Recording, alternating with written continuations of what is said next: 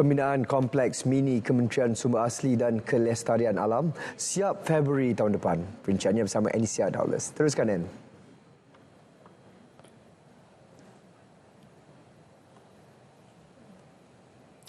Ya, sahih.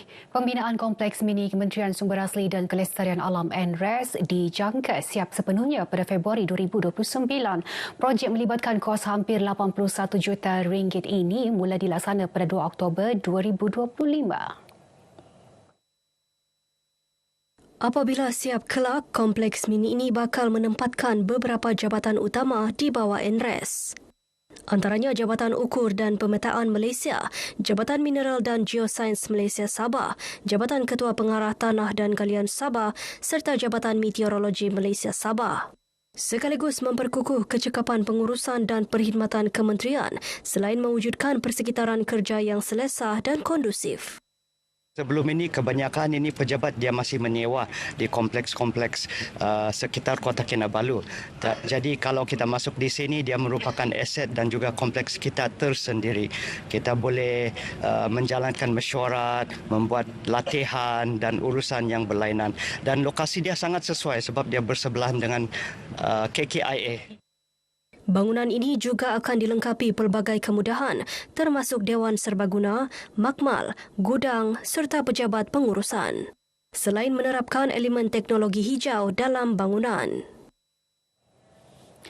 Jabatan Pertanian Sabah diarah menjalankan bancian terhadap kerosakan tanaman dialami petani susulan bencana banjir baru-baru ini. Bancian bertujuan mengenal pasti jumlah kerugian sebenar. Hasil laporan akan diserahkan kepada Agensi Pengurusan Bencana Negara NADMA. Kami di peringkat kementerian telah diamanahkan supaya Jabatan Pertanian turun padang dan melihat kerosakan ataupun pokok-pokok yang mati dan dinilai kerosakannya dan diserahkan kepada pihak NADMA. Dan saya dipahamkan ada sedikit bantuan ganti kerosakan dan sebagainya oleh pihak NADMA seterusnya. Datuk Jamawi ditemui selepas program Hari Terbuka Peladang Putatan dan Pesta Durian Rakyat.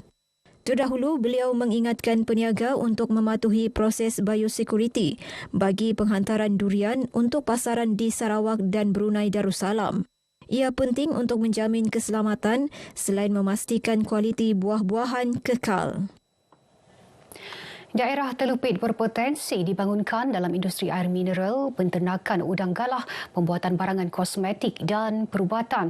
Ini termasuk potensi biodiversiti kawasan Tawai dan Sungai Labuk yang mampu menarik pelaburan antarabangsa termasuk dari negara China.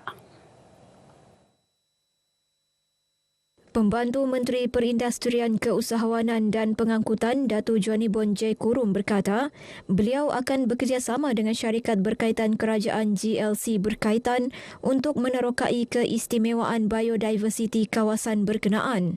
Sementara itu, Ketua Pegawai Pemasaran dan Komunikasi Korporat Sabah Invest, Jesse Koh sedia menyokong usaha melonjakkan ekonomi Sabah.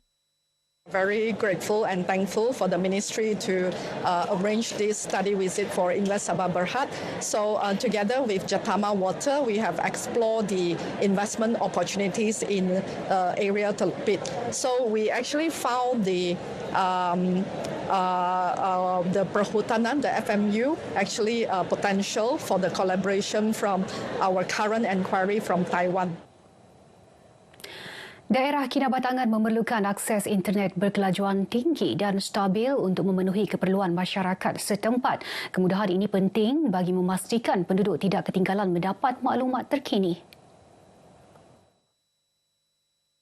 Calon BN Dun Lamak Muhammad Ismail Ayub berharap kerajaan negeri dan persekutuan memberi perhatian serius dalam mempertingkat liputan internet terutama di luar bandar. Kemudahan ini menjadi keperluan mendesak terutama kepada golongan pelajar yang bergantung kepada pembelajaran dalam talian untuk mendapatkan maklumat pendidikan. Kerajaan negeri dan juga kerajaan persekutuan untuk menambah akses ini, pusat-pusat tadi terutamanya, menambah baik akses yang ada di setiap kampung. Kita di Kinabatangan dan Lamak, kita banyak mahasiswa dan mahasiswi ini belajar. Kalau budak-budak yang di sekolah tingkatan 6 juga, sekolah-sekolah yang lain, banyak menggunakan internet, memerlukan mengambil maklumat dan belajar online. Beliau ditemui selepas lawatan ke Pusat Sebaran Maklumat Nasional Nadi Kinabatangan.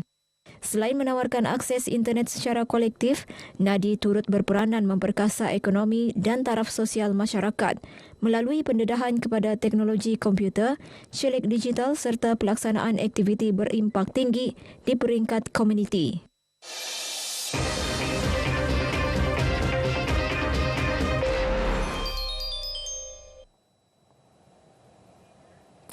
Pilihan raya kecil Parlimen Kinabatangan dan Dewan Undangan Negeri Lamak dilihat sebagai medan penting menguji dinamika politik Sabah.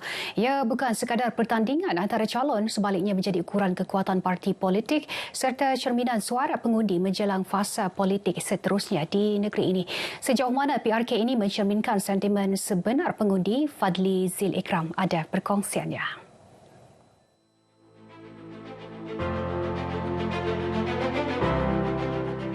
Pemerhati politik menjangkakan keputusan PRK ini memberi gambaran sama ada pengundi masih menaruh kepercayaan kepada parti nasional atau semakin cenderung kepada sentimen parti tempatan. Antara faktor utama yang mempengaruhi corak pengundian ialah legasi penyandang sebelum ini, Allahyarham Datuk Seri Bong Mokhtar Radin, yang mewakili Parlimen Kinabatangan dan Dun Lamak lebih 2 dekad. Kita kena melihat bila kita melihat tentang legasi ini, kita melihat tentang sumbangan beliau, tentang apa sentimen rakyat di situ.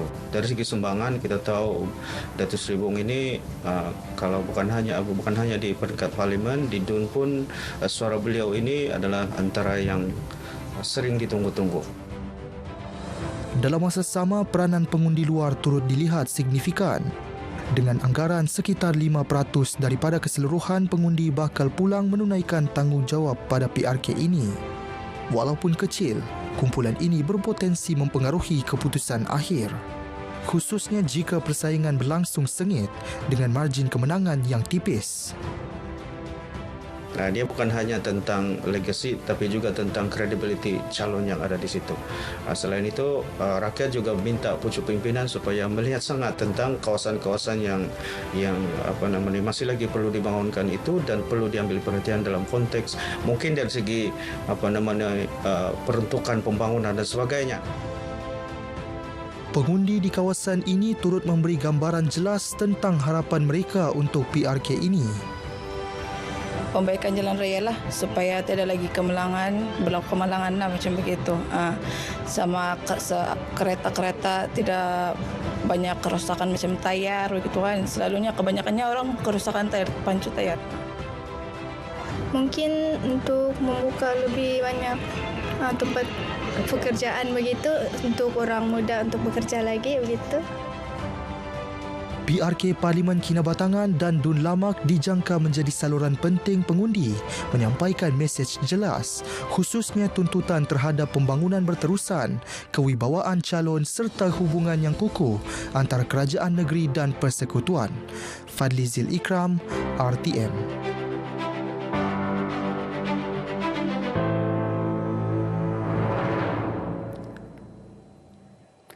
Cadangan pembinaan rumah bertingkat khusus untuk penerima rumah mesra Sabah Maju Jaya SMJ dan rumah kos rendah akan dibawa kepada Ketua Menteri.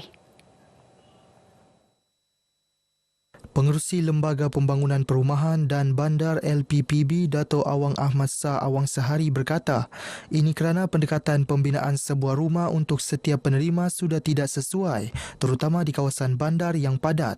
Beliau ditemui pemberita selepas menerima watika pelantikan sebagai pengerusi LPPB di Kota Kinabalu.